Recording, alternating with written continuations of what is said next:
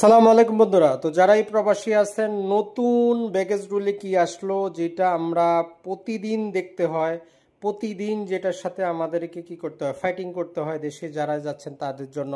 সর্বপ্রথম হচ্ছে মোবাইল।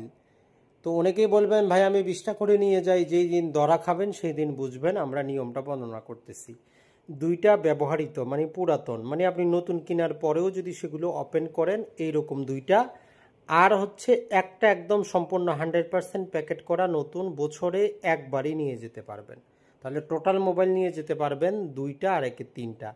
এইটা একদম সিলকৃত নতুন নিয়ে যেতে পারবেন। এরপরে চলে আসি সোনার অলংকার, গহনা। 100 গ্রাম পর্যন্ত অলংকার আপনি একবারই নিয়ে যেতে পারবেন, এক বছরে ঘোষণা দিয়ে। এখন আসি স্বর্ণের বার বা গোল্ডগুলো নিয়ে। তো 117 গ্রাম পর্যন্ত বা এই যে 10 তোলা পর্যন্ত আপনি 5,000 টাকা প্রতি ভরি বা তোলা, অর্থাৎ টোটাল এই 10 তোলার জন্য 50,000 টাকা আপনাকে কি করতে হবে, শুল্ক দিয়ে ঘোষণা দিয়ে নিয়ে যেতে হবে। আর এলইডির ক্ষেত্রে তাদের যে কি হয়েছে, 29 ইঞ্চি পর্যন্ত বলতেছে ফ্রি। 29 ইঞ্চি কি আর এলইডি আছে? এর বেশি হইলে তারা বিভিন্ন প্রকার কিচ্ছা কাহিনী দিয়ে, বিভিন্ন প্রকার সাবসেকশন দিয়ে ম্যাক্সিমাম 60, 70, 90 অনেক দেওয়া আছে, সেগুলো আমরা নাই দেখি। তার মানে এলইডি না নিয়ে যাওয়াই ভালো। তাহলে মোবাইল, অলংকার, স্বর্ণের বার, এলইডি, এই চারটাই কিন্তু প্রবাসীদের জন্য সবচেয়ে বেশি গুরুত্বপূর্ণ।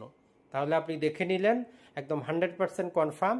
এখন আপনি চোরাইভাবে 10টা নেন, 20টা নেন, ধরা খাইলে তো খাইলেন, নাইলে তো পার হয়ে গেলেন।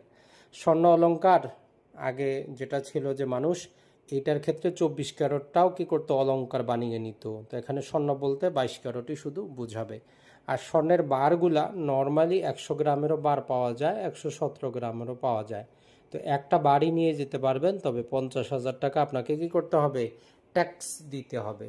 আর এলইডি তো বললাম না নিয়ে যাওয়াই ভালো।